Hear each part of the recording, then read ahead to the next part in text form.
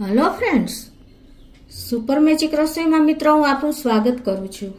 આજે આપણે ઘરે પંજાબી ગ્રેવી બનાવીએ છીએ ને, તો એનો રેસ્ટોરન્ટ સ્ટાઇલ ટેસ્ટ અને કલર બંને કેમ નથી આવતા એની ટ્રીક સાથે હું આજે તમને પંજાબી ગ્રેવી બતાવું છું મિત્રો. તો તમને ચોક્કસ આ વિડીયો ગમશે. ગમે તો લાઈક કરજો, શેર કરજો અને સબસ્ક્રાઈબ કરવાનું તો ભૂલતા જ નહીં. અને મિત્રો બાજુમાં રહેલ બેલ આઇકનને પણ પ્રેસ કરજો, જેથી કરીને નવા આવનારા વિડીયોની રેસીપી તમને મળતી રહે. તો મિત્રો પંજાબી ગ્રેવીના ઇન્ગ્રેડિયન્ટ તો તમને ખબર જ હશે, પણ હું આજે પરફેક્ટ મેજરમેન્ટ સાથે બતાવું છું. જો તમારું પરફેક્ટ આ રીતે મેજરમેન્ટ હશે ને, તો તમારે રેસ્ટોરન્ટ જેવો જ ટેસ્ટ અને કલર આવશે. અને બીજું મિત્રો શું આપણે ખાસ ધ્યાનમાં રાખવાનું હોય છે કે એકદમ ઈઝી રીતે અને ઝડપથી આ ગ્રેવી તૈયાર થઈ જશે. તો એના માટે પણ હું તમને આજે બધું ઈઝી મેથડ બતાવું છું. તો ઘણી વખત શું થાય છે મિત્રો, આપણે પંજાબી ગ્રેવી ઘરે તો બનાવીએ છીએ, પણ આપણને એકદમ સેટિસ્ફેક્શન નથી આવતું. કે ઘણી વખત ખટાશ વધારે આવી જાય છે, ઘણી વખત પાણી છૂટે છે ગ્રેવીમાંથી, અને આપણને રેસ્ટોરન્ટ જેવો ટેસ્ટ તો આવતો જ નથી, કલર પણ નથી આવતો. તો આ બધા પ્રોબ્લેમ આજે હું તમને સોલ્વ કરીને બતાવું છું મિત્રો. તો તમે એન્ડ સુધી જોડાયેલા રહેજો. તો પંજાબી ગ્રેવીના પરફેક્ટ મેજરમેન્ટ સાથે જો આજે મેં આ 5 ટમેટા લીધા છે મીડિયમ સાઈઝના, એક મોટી સાઈઝનો કાંદો છે પણ એના 3 પાર્ટ થઈ ગયા છે.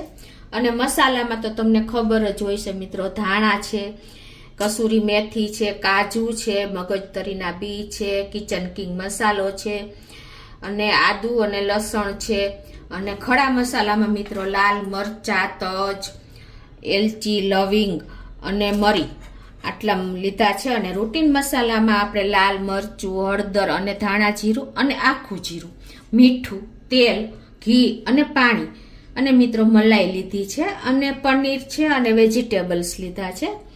તો જે આપણે બનાવવાનું ચાલુ કરીએ.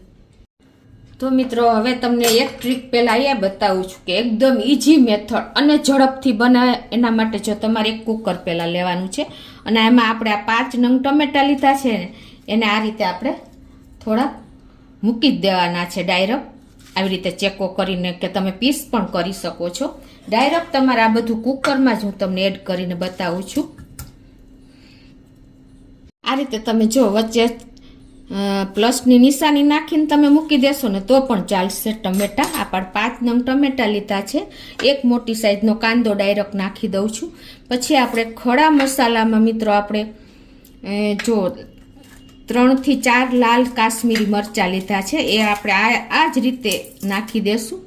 2 ટેબલ સ્પૂન આપણે ધાણા લીધા છે, અને 3 થી 4 નંગ એલચી છે, 8 થી 10 નંગ મરી છે, એક આપણે તજનો ટુકડો છે, અને 3 લવિંગ છે, એ પણ આપણે આમાં જ એડ કરી દેશું. અને 1 ટેબલ સ્પૂન આપણે મગજતરીના બી છે, 1 ટેબલ સ્પૂન કાજુ છે, અને 5 થી 6 કળી લસણ છે, અને 1.5 ઇંચ જેવો આદુનો ટુકડો છે, એને મેં સમારી લીધા છે. એટલે એ જ આ જ રીતે આપણે બધું મિક્સ કરી દેવાનું છે. અને 1 ટેબલ સ્પૂન આપણે આખું જીરું પણ નાખી દેશું.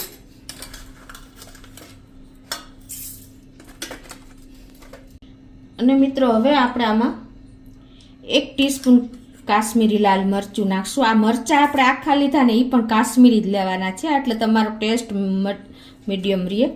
અને 2 ટીસ્પૂન આપણે ધાણા જીરું નાખી દેશું, અને અડધી ટીસ્પૂન આપણે હળદર નાખી દેશું, અને 1 ટીસ્પૂન આપણે કિચન કિંગ મસાલો નાખી દેશું, અને અડધી ટીસ્પૂન જેવું આપણે મીઠું ટેસ્ટ એકોર્ડિંગ નાખી દેશું, અને 1 ટીસ્પૂન જેવી આપણે કસૂરી મેથી પણ આમાં જ નાખી દેશું. અને મિત્રો ખાસ ટ્રીક એ કે હવે આમાં જ આપણે 1 ટેબલ સ્પૂન જેવું ઘી પણ નાખી દેવાનું છે.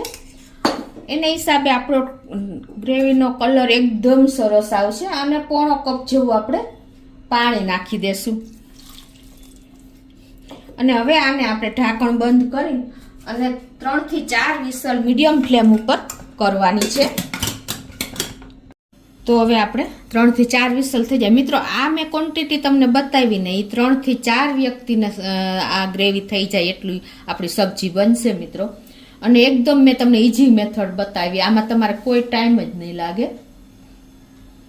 3 થી 4 વિસલ થઈ ગઈ છે અને હવે આપણે કુકરનું પ્રેશર પણ રિલીઝ થઈ ગયું છે તો ખોલી લઈએ.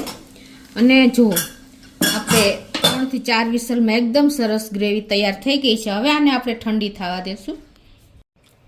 તો મિત્રો જો આપણી ગ્રેવી પણ ઠંડી થઈ ગઈ છે અને હવે એને આપણે એક મિક્સર જારમાં નાખી દેશું અને ક્રશ કરી લેશું. કોઈ ટાઈમ નથી લાગતો આ રીતે તમે બનાવશો ને તો. અને હવે એમાં આપણે 2 ટેબલ સ્પૂન જેવી ફ્રેશ મલાઈ નાખી દેવાની છે અને હવે આને આપણે પીસી લેશું. તો આ રીતે જો આપણે ગ્રેવી પીસાઈ ગઈ છે, એકદમ સરસ જેવો કલર આવી ગયો છે, તમને ખ્યાલ આવી જતો હશે. હવે આપણે આનો વઘાર કરશું. તો એક પેન લઈને આપણે ગેસ ઓન કરીને એમાં આપણે 1 ટેબલ સ્પૂન જેવું આપણે ઘી નાખશું અને 1 ટીસ્પૂન જેવું આપણે તેલ નાખી દેશું. બંને મિક્સ કરવાનું છે. તેલ ઘી પણ ગરમ થઈ ગયું છે તો એમાં આપણે અડધી ટીસ્પૂન જેવું આખું જીરું નાખી અને આપણે આ ગ્રેવીનો વઘાર કરી લેશું. આ રીતે આપણે ગ્રેવી અંદર નાખી દેશું. અને હવે મિત્રો આને આપણે અડધી ટીસ્પૂન જેવી અત્યારે પણ કસૂરી મેથી નાખી દેશું આ રીતે આપણે હાથેથી મસરીને. અને આને આપણે 10 મિનિટ ખદખદવા દેશું આ રીતે જ મીડિયમ ફ્લેમ ઉપર જ. અને મિત્રો આપણે જે આ મિક્સર જારમાં ગ્રેવી છે ને એમાં મેં 2 ટેબલ સ્પૂન જેવું પાણી નાખીને અને આમાં જ આપણે નાખી દેશું અને મીડિયમ ફ્લેમ ઉપર હવે 10 મિનિટ આપણે થવા દેશું. તો મિત્રો આપણી ગ્રેવી ખદખદે છે ને ત્યાં હવે આ ગ્રેવી મિત્રો આ ગ્રેવીમાંથી આપણે 4 શાક બનાવી શકીએ છીએ. Paneer butter masala, makhanwala, veg Kolhapuri, veg makhmali, mix vegetable, paneer, આટલા શાક તો આપણે ઓલરેડી બનાવી જ શકીએ છીએ. તો અત્યારે જો મેં વેજીટેબલ લીધા છે, કેપ્સિકમ છે, ગાજર છે, વટાણા છે અને રેડ કેપ્સિકમ અને લીલા બંને લીધા છે.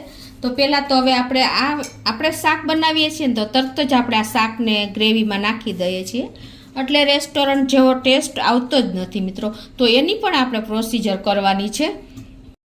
તો આપણે રેસ્ટોરન્ટ જેવો ટેસ્ટ આવે ને એના માટે પહેલાં આપણે આ વેજીટેબલ સાંતળવા માટે વઘાર કરવો પડશે. તો પહેલાં તો આપણે એક પેસ્ટ બનાવી લેશું.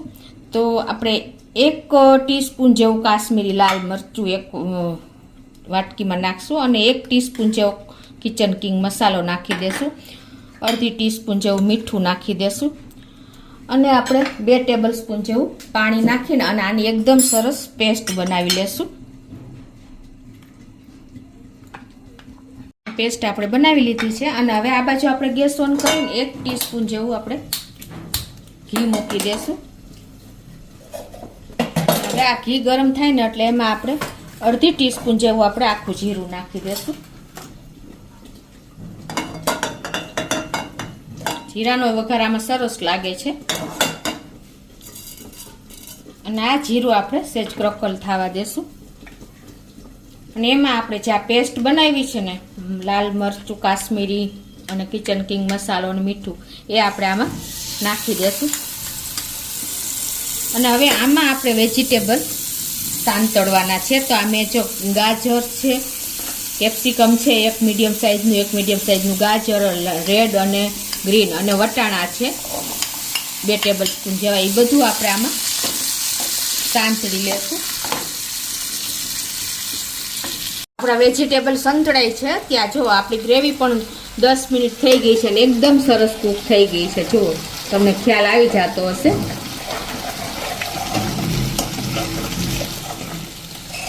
તો જો આપણા વેજીટેબલ પણ 2 થી 3 મિનિટ થઈ છે અને સંતળાઈ ગયા છે. હવે એમાં આપણે 1 ચમચી જેવી મલાઈ ફ્રેશ નાખી દેશું અને એને આપણે સરસ મિક્સ કરી લેશું. આ રીતે તમે જો વેજીટેબલ સાંતળીને નાખશો ને મિત્રો તો જ આપણે બહાર જેવો ટેસ્ટ આવે છે.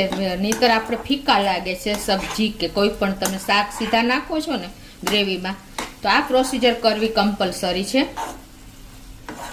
તો મિત્રો જો આપણે મલાઈ નાખીને 1 મિનિટ જેવું રહેવા દીધું છે અને જુઓ હવે આપણે આ 2 મેમ્બરને થાય ને એટલા મેં વેજીટેબલ અત્યારે લીધા છે.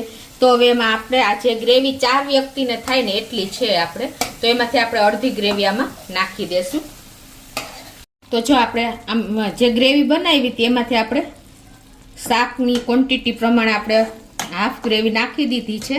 અને હવે પૂરું ફિનિશ આપણે આપવા માટે લાસ્ટમાં આપણે તમારે જો આ વેજીટેબલ સાંતળાને એ જ રીતે તમે ખાલી પનીરનું શાક કરવું હોય ને તો તમે પનીર પણ આ રીતે જ પ્રોસીજર કરીને વઘારમાં સાંતળી લેવાનું છે. અને વેજીટેબલ પણ તમારે કોઈ પણ નાખવા હોય તો એ રીતે પણ તમે કરી શકો છો. અને લાસ્ટમાં આપણે આ 50 ગ્રામ મેં પનીર લીધું છે એ આપણે આમાં નાખી દેશું. તમે તમારા ટેસ્ટ એકોર્ડિંગ નાખી શકો છો. ખમણેલું પનીર લાસ્ટમાં એડ કરવાનું છે આ રીતે. અને હવે એકદમ પરફેક્ટ મિત્રો આપણે રેસ્ટોરન્ટ જેવો લુક, ટેસ્ટ અને સ્મેલનું તો પૂછવું જ શું મિત્રો. એટલી કિચનમાં સ્મેલ આવી રહી છે, તમે જોઈ શકો છો, એનું લુક જોઈ શકો છો. આ રીતે તમે પંજાબી શાક કરશો ને તો બહાર જેવો જ જો કલર અને ટેસ્ટ બંનેમાં આપણે રેસ્ટોરન્ટ સ્ટાઇલ આ શાક આજે બન્યું છે. તો તમને ચોક્કસ મારો આ વિડીયો ગમશે મિત્રો. તો મિત્રો આ રીતે જો આપણે વેજીટેબલ નાખ્યા પછી પણ આપણે 3 થી 4 મિનિટ ગ્રેવીમાં કૂક કરવું એટલે એકદમ સરસ ટેસ્ટ આવી જશે. તો આપણું શાક પણ પરફેક્ટ રેડી છે. જુઓ એકદમ બહાર જેવો કલર અને ટેસ્ટમાં મિત્રો. તો તમને ચોક્કસ મારો આ પંજાબી ગ્રેવીના શાકનો વિડીયો ગમે તો લાઈક કરજો, શેર કરજો અને સબસ્ક્રાઈબ કરવાનું તો ભૂલતા જ નહીં.